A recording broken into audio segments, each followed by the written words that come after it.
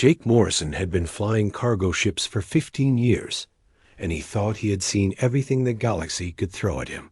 Pirates who demanded tribute, corrupt officials who wanted bribes, and alien customs agents who made no sense at all. But nothing had prepared him for what Lisa Grant showed him on that cold Tuesday morning in deep space. Lisa was his communication officer, and she was good at her job. She could pick up signals from halfway across a star system and decode languages that most computers gave up on. When she called Jake to the comm station, her face was pale and her hands were shaking. The screen in front of her showed dozens of red dots scattered across the outer rim sectors. Each red dot was a distress signal. Each one represented millions of lives crying out for help. Jake counted them slowly and felt his stomach drop. 27 worlds had sent out emergency broadcasts in the past week. Some were asking for medical aid. Others begged for military assistance. A few just screamed into the void before going silent forever. The New Horizon was not a warship. It was a simple cargo freighter with a crew of 12 humans who made their living hauling supplies between the outer colonies. Jake looked at the distress signals and then at his crew. Pete Collins was fixing the engine. Amy Bell was plotting their next jump. Dr. Kate Barnes was reading in her quarters. None of them were soldiers. Lisa pulled up another screen that made Jake feel sick. It showed the official responses from every major power in the galaxy. The Altarian Empire had marked the entire region as economically worthless. The Centauri Federation said it was outside their area of control. The Vegan Alliance claimed they were too busy with internal matters to help. Every single government in the galaxy had received these calls for help. Every single one had decided to ignore them. Jake watched as another signal appeared on the screen. This one came from a world called Taran Prime. The message was in broken galactic standard, but the meaning was clear. Something was attacking their cities. Their defenses were failing. They had maybe 6 hours before their world fell. They begged anyone who could hear them to send help. The signal played for 3 minutes and then cut to static. Lisa looked at Jake with tears in her eyes. She had been monitoring the frequencies for days now and watching world after world go dark. The pattern was always the same. A desperate call for help followed by silence. Whatever was attacking these worlds was moving fast and leaving nothing alive behind. Jake called his crew to the main cabin.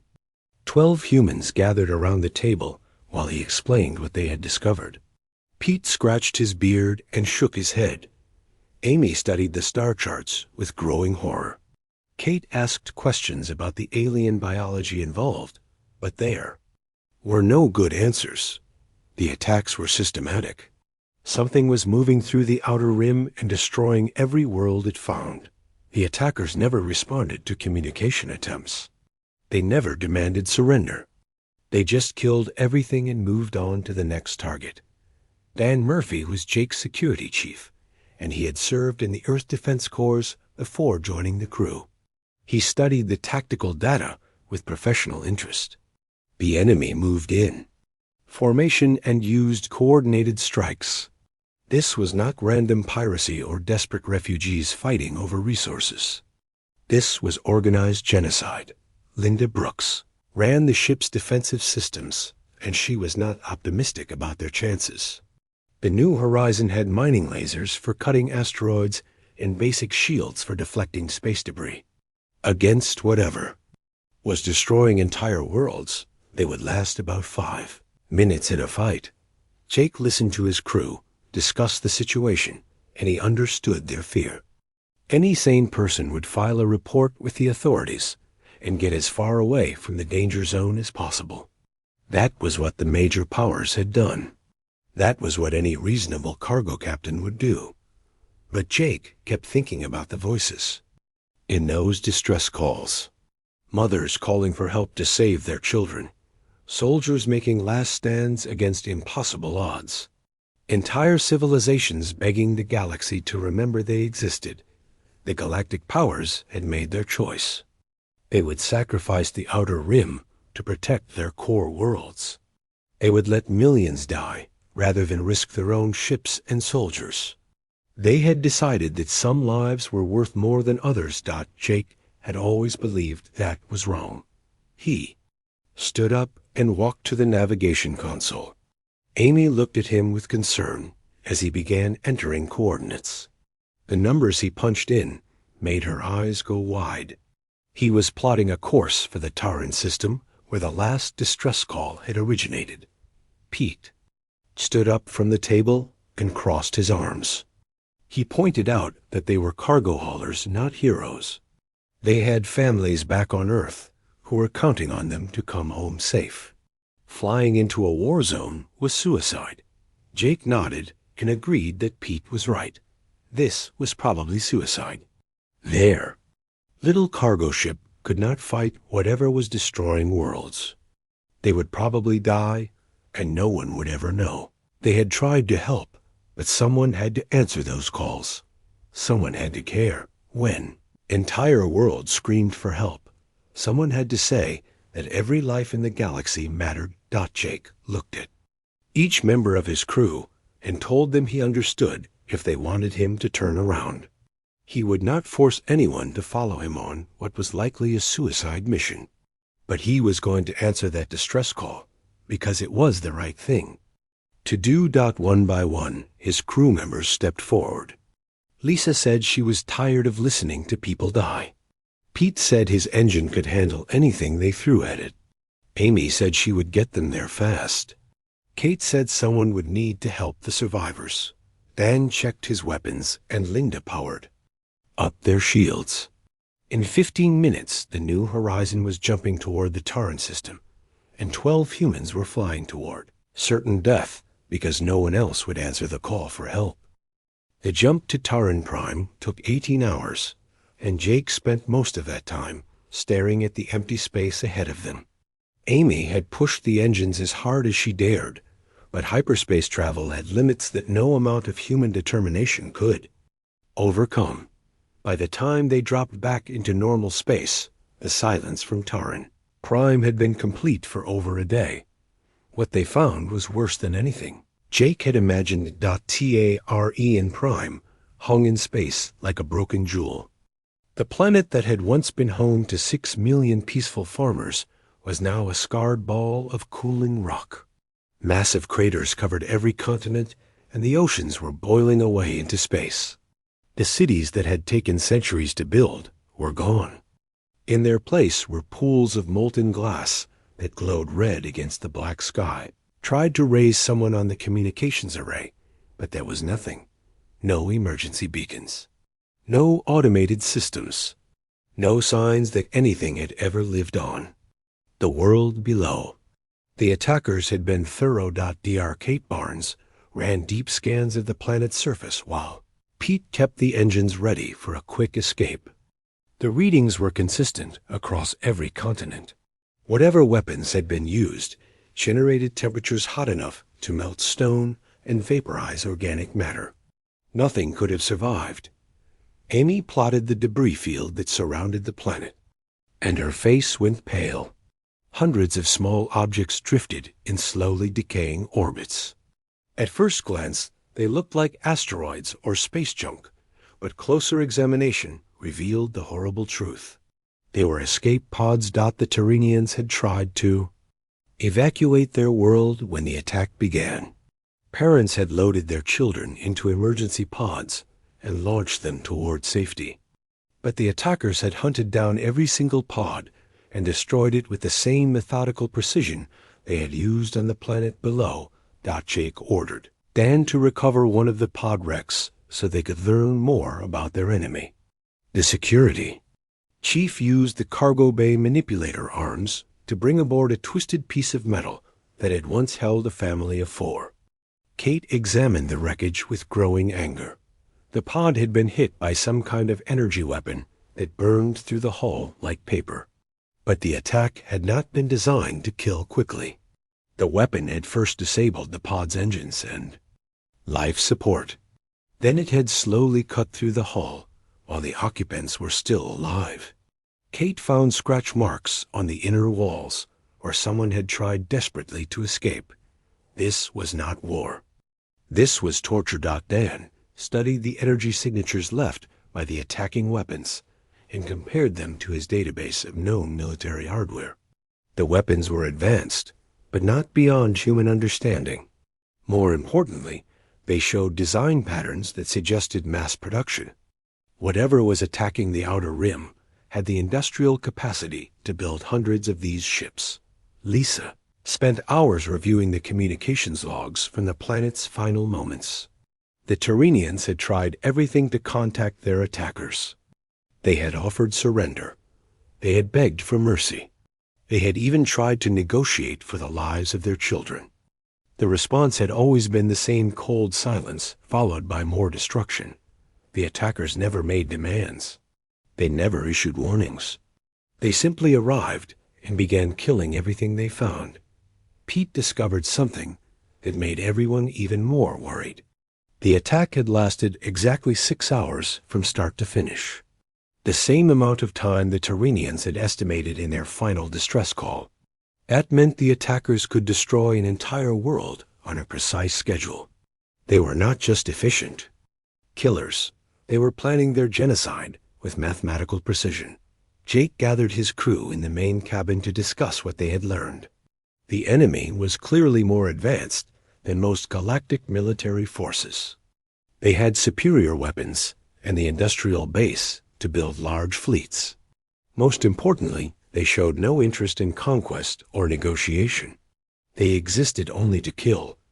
Amy had been studying the attack patterns from other worlds, and she had found something disturbing.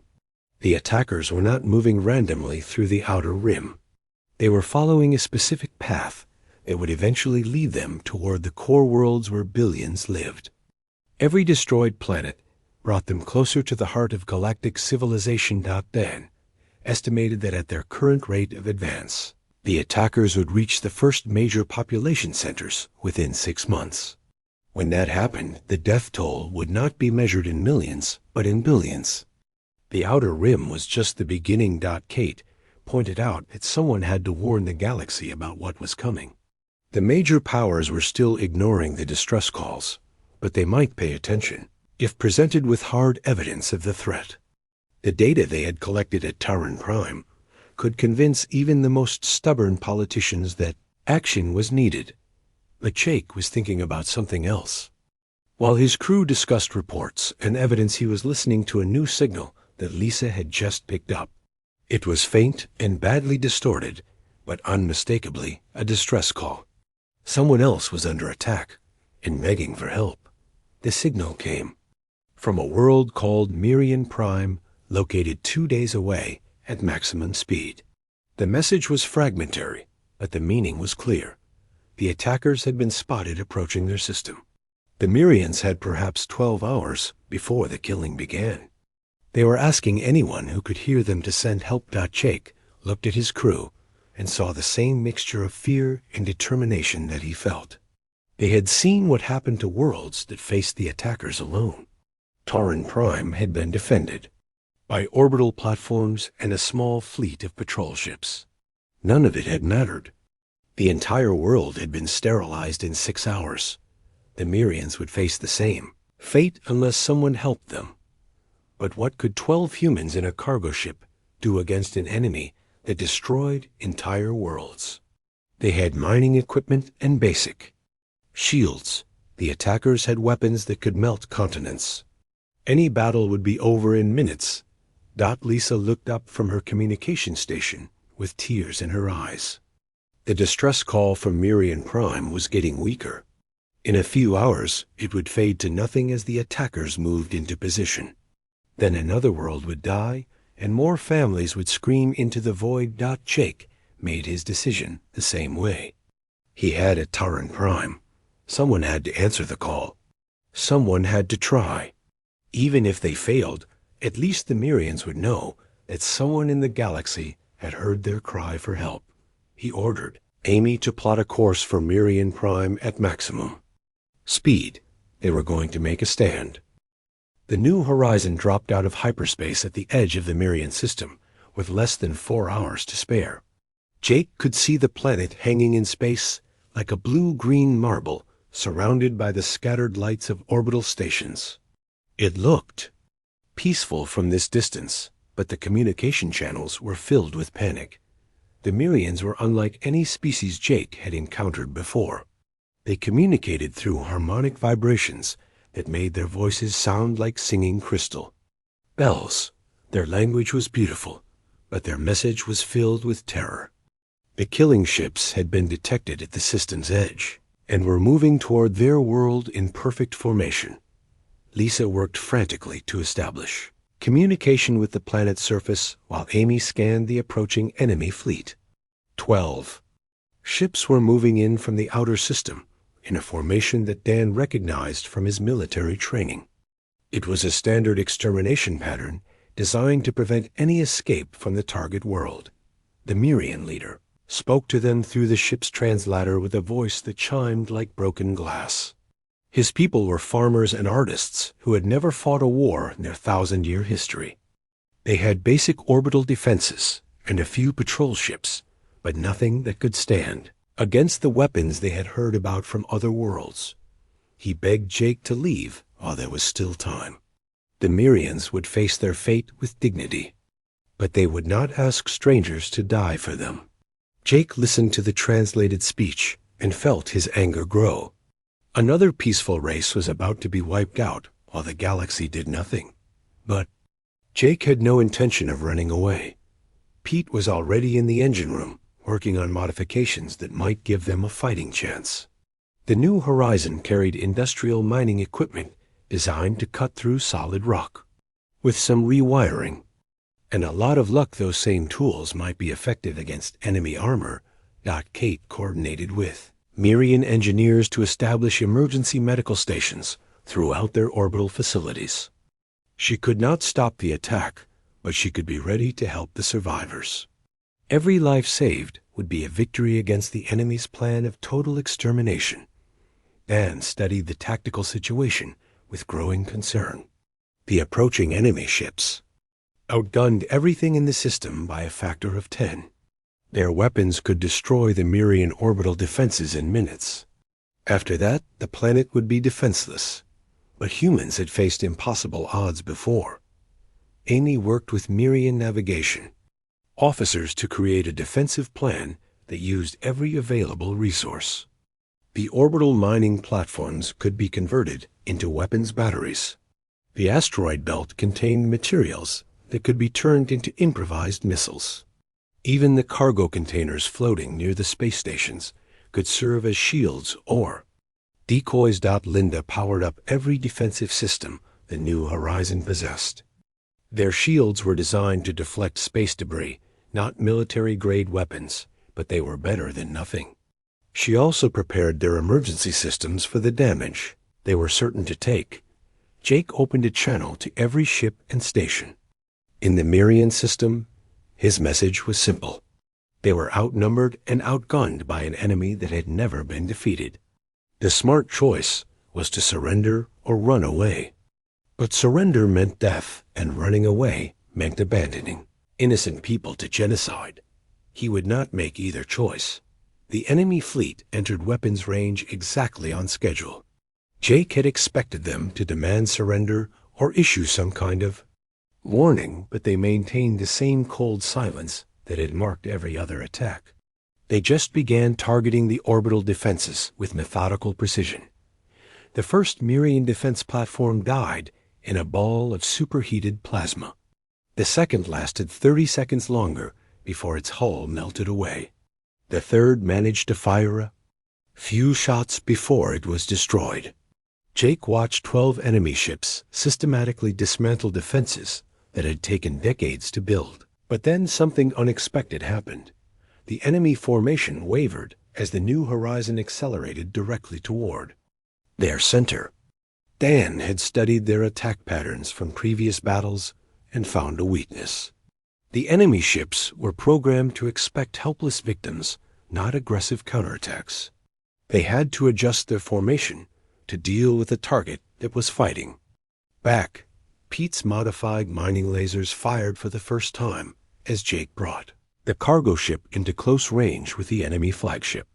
The industrial cutting beam that could slice through asteroid rock proved equally effective against alien armor plating.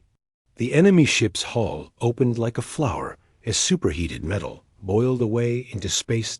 Amy used the ship's cargo manipulator, arms to grab chunks of debris and hurl them at the nearest enemy vessel. The improvised projectiles moved too slowly to cause serious damage, but they forced the aliens to divide their attention between multiple targets. For the first time in their campaign of genocide, the attackers faced an enemy that refused to cooperate. With its own destruction, Lisa coordinated with the remaining Mirian defenses to concentrate their fire on damaged enemy ships. The alien vessels were tough, but not invulnerable. Focused attacks could penetrate their shields and damage their weapon systems. The key was working together instead of dying separately. Kate treated wounded Mirian defenders in the ship's medical bay while monitoring the battle on her screens. She watched Jake use every dirty trick he had learned in 15 years of cargo. Hauling. The New Horizon was not a warship, but it was tough and maneuverable with a crew that refused to give up. The battle lasted 3 hours and ended with half the enemy fleet destroyed or crippled.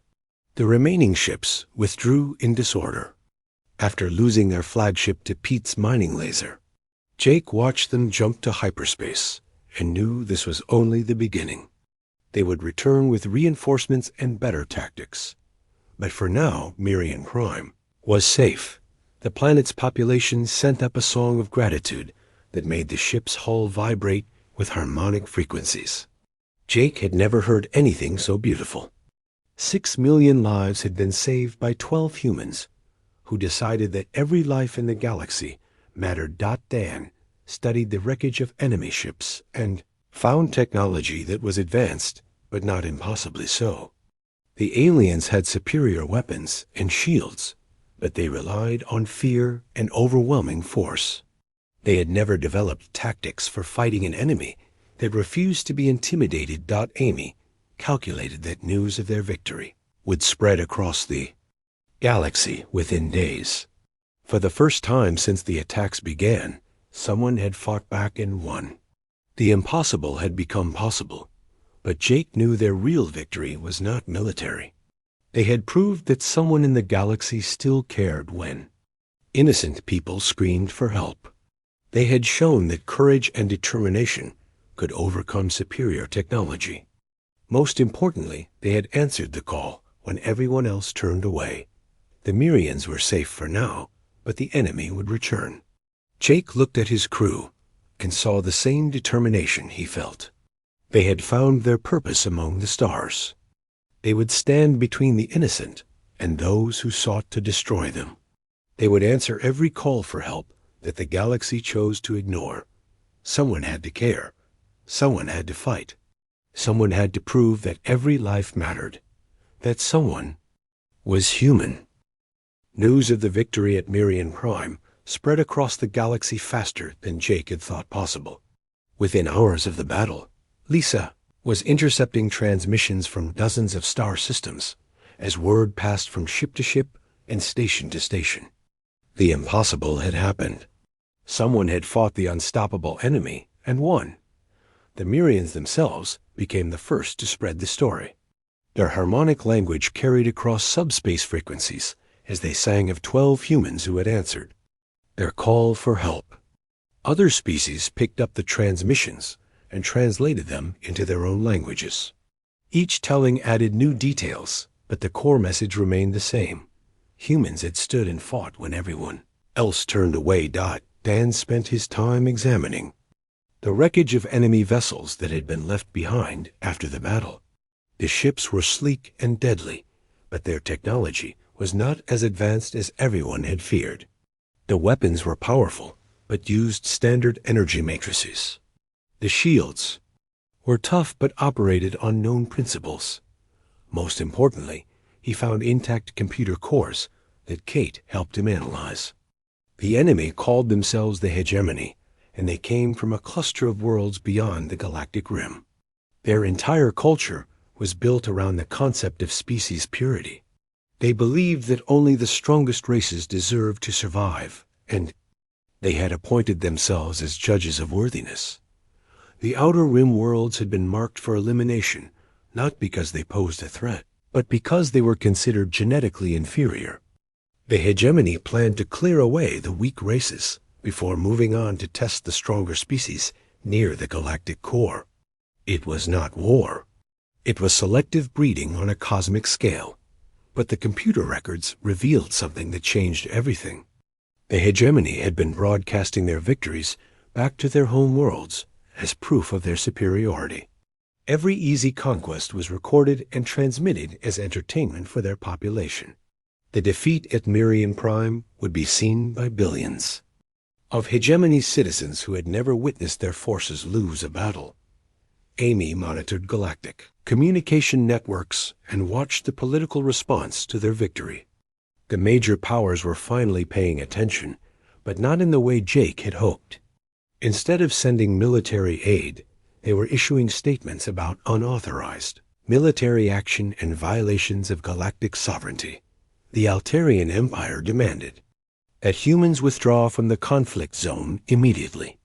The Centauri Federation threatened to impose trade sanctions if Earth continued to interfere in galactic affairs. Even the Vegan Alliance expressed concern about human aggression and the destabilizing effects of their actions. Pete shook his head in disgust as he listened to the official statements. The galaxy's leaders were more upset about humans fighting back than they were about entire worlds being exterminated. They seemed to prefer predictable genocide to unpredictable resistance. But not everyone in the galaxy felt that way. Lisa began receiving messages from survivors of other attacks. Refugee ships that had escaped the destruction of their home worlds were changing course toward Merian Prime. They carried fragments of information about hegemony tactics and technology.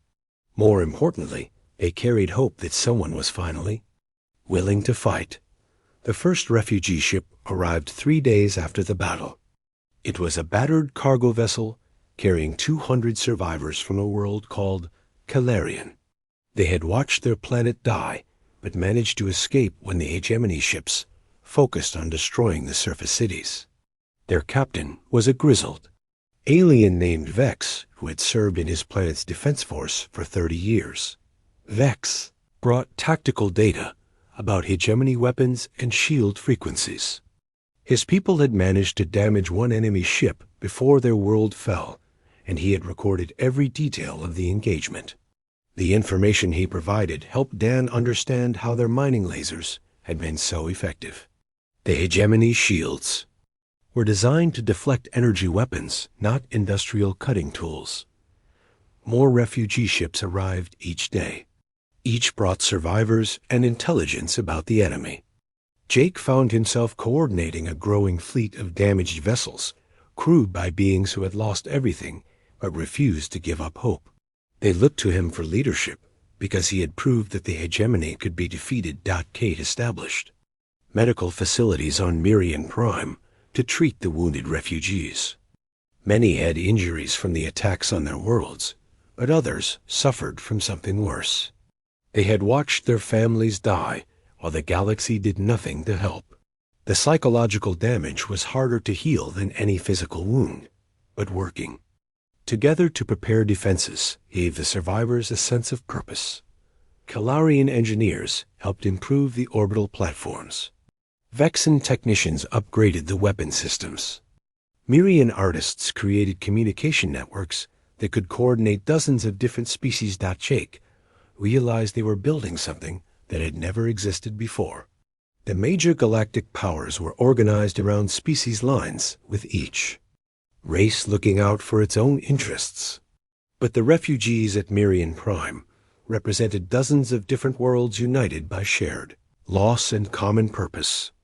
They were creating a new kind of alliance based not on political advantage, but on the simple belief that every life mattered. Dan received disturbing intelligence from a hegemony computer core that had been damaged but not destroyed. The enemy was massing a huge fleet to crush the resistance at Merian Prime. Over 300 ships were being assembled from across hegemony space. They would arrive within 2 weeks with enough firepower to sterilize every world in the system. The refugees had fought bravely, but they could not stand against such overwhelming force. Their patched-together defenses would last minutes against a fleet that size. Jake faced the same choice he had made at Taran Prime, but on a much larger scale. They could evacuate and save the lives they had already rescued, or they could stay and face certain death.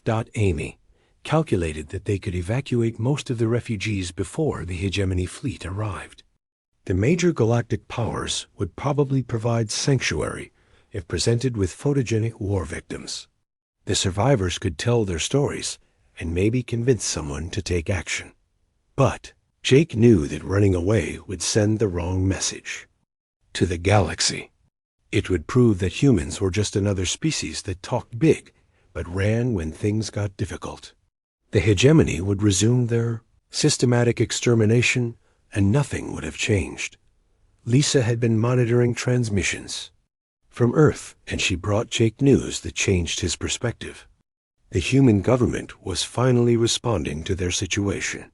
Ships were being diverted from other missions, and new vessels were being rushed through construction. But it would take weeks for significant reinforcements to arrive. Jake looked at his crew and saw the same determination that had brought them this far. They had started this fight to save the Merians, but it had become something bigger. They were making a statement about what humanity stood for. They were proving that some things were worth fighting for, even against impossible odds.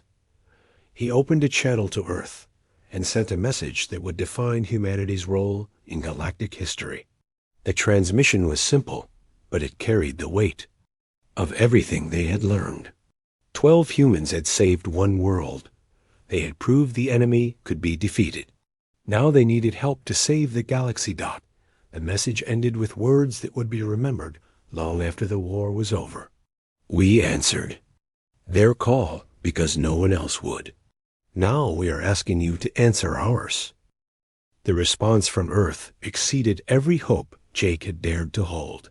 Within 6 days, the first human warships began arriving in the Merian system, and they kept coming, in numbers that made the refugee survivors weep with relief. The Earth Defense Corps had mobilized every available vessel, and the colonial marines were deploying their entire expeditionary force. Captain Roy Stone brought his destroyer Liberty Bell into orbit around Merian Prime and immediately requested a meeting with Jake. The career military officer had expected to find a desperate situation held together by luck and determination. Instead, he found a coordinated defense network that included refugees from 20 different worlds working together with precision that impressed his tactical staff. Jake briefed the arriving human commanders on everything they had learned about hegemony tactics and technology. The enemy relied on fear and overwhelming force, but they had never faced an opponent that adapted quickly to changing conditions. Their weapons were powerful, but their strategies were predictable. More importantly, the hegemony had never fought humans before. Roy studied the tactical data and began implementing changes that multiplied their defensive capabilities. Human ships were designed for long-range operations and self-sufficiency. They could operate independently for months without resupply, and their crews were trained to improvise solutions to unexpected problems. The human fleet had assembled around Merian Prime was unlike anything the galaxy had seen. While other races built massive battleships designed to intimidate enemies, humans brought flexibility and innovation. Engineering ships began converting asteroid mining platforms into mobile weapon batteries. Medical vessels established field hospitals that could treat dozens of different alien biologies. Amy worked with human navigation officers to coordinate the defense of multiple worlds simultaneously. The hegemony was not just targeting Merian Prime. Intelligence reports indicated attacks planned against 6 other systems where refugees had gathered. Human ships would have to defend all of them at the same time. Commander Helen Clark arrived aboard the battleship Washington and took overall command of the human response. She was a veteran of the Centauri border wars, and she understood how to fight outnumbered against superior technology. Her first order was to establish a communication network that could coordinate human and refugee forces across multiple star systems. Jake found himself promoted to Admiral of the Refugee Fleet without any formal ceremony or paperwork. The survivors simply began following his orders because he had proved he would fight for them when no one else would. His cargo hauler crew became his personal staff, coordinating intelligence and logistics for the growing alliance. Pete supervised the conversion of human industrial equipment into weapons of war. Mining ships became missile platforms. Construction vessels were armed with military-grade lasers. Even passenger liners were fitted with defensive systems and assigned to evacuation duties. Every human ship in the Outer Rim was pressed into service. Kate established the largest multi-species medical facility in galactic history. Human doctors worked alongside Mirian healers and Calarian surgeons to develop treatments for injuries caused by hegemony weapons. They shared knowledge freely and created medical protocols that could save lives, regardless of species. Lisa coordinated communication between dozens of refugee groups scattered across multiple systems. Each species had different languages and cultural traditions, but they all shared the same determination to fight back against their oppressors. The communication network she created became the Aliyah, foundation for something unprecedented in galactic history. Dan trained human marines alongside alien survivors in combined arms tactics. The refugees brought knowledge of their home worlds and intimate understanding of local conditions. The humans brought advanced weapons and centuries of military experience. Together, they created fighting forces that could defend their worlds effectively. Linda supervised the construction of defensive installations throughout the threatened systems. Human engineering techniques were adapted to alien environments, while refugee knowledge helped identify the best defensive positions. Every world became a fortress ready to resist hegemony attack. The hegemony fleet arrived exactly on schedule, with over 400 ships arranged in perfect formation. They expected to find a handful of desperate survivors clinging to a single world. Instead, they discovered a coordinated defense network spanning 6 star systems and involving over 50 different species working together. The battle began simultaneously across all 6 systems as hegemony forces moved to eliminate what they saw as an infection that had to be contained. But instead of easy victories, they found themselves fighting enemies that had studied their tactics and prepared countermeasures for every weapon they possessed. At Mirian Prime, the human fleet engaged the enemy using tactics that violated every principle of galactic naval warfare. Instead of forming battle lines and exchanging fire at long range, they broke into small groups and attacked from multiple directions. Human ships darted in and out of the enemy formation like wolves attacking. A herd. Jake commanded the refugee fleet from his original cargo ship, New Horizon. The vessel had been upgraded with better weapons and shields, but it was still just a converted freighter. Yet it had become a symbol of resistance that inspired beings across the galaxy. When the enemy focused their fire on his ship, the refugee fleet rallied to protect the humans who had saved them. The battle lasted 4 days and ended with the complete destruction of the hegemony fleet. More than 400 enemy ships were reduced to scrap metal drifting in space around 6 different star systems. For the first time in their history, the hegemony had suffered a defeat so complete that none of their ships escaped to report what had happened. But the real victory was not military. The galaxy had witnessed something that challenged every assumption about how different species related to each other. Humans and aliens had fought side by side as equals. They had shared technology and tactics freely. Most importantly, They had proved that cooperation was stronger than any weapon. Helen coordinated the aftermath of the battle with the same efficiency she had brought to the fighting. Human relief ships arrived to begin the long work of rebuilding. Destroyed worlds. Medical teams provided care for the wounded. Engineering units helped repair damaged orbital facilities. Jake received a message from the Galactic Council offering humanity a seat at the ruling table. They spoke of human military efficiency and tactical innovation as if those were the reasons for their victory. They wanted to add human ships to their fleets and human technology to their arsenals. Jake declined their offer with words that became legendary throughout the galaxy. We did not fight because we were efficient. We fought because we were the only ones who would listen when they screamed. The surviving hegemony forces retreated to their home systems and never again ventured beyond the galactic rim. Their culture of species superiority could not survive the knowledge that they had been defeated by an alliance of supposedly inferior races led by humans who had never even been noticed by the major galactic powers. Roy established the Human Defense Fleet as a permanent institution dedicated to protecting worlds that could not protect themselves. The fleet would answer distress calls that others ignored and stand with any species that faced extinction. It would ensure that no world would ever scream in silence again. Kate opened the first Galactic Medical Institute where doctors from every species could study together and develop treatments that worked across biological barriers. The knowledge gained from treating refugees became the foundation for medical advances that benefited the entire galaxy. Amy created the Refugee Navigation Service that helped displaced populations find new homes and rebuild their lives.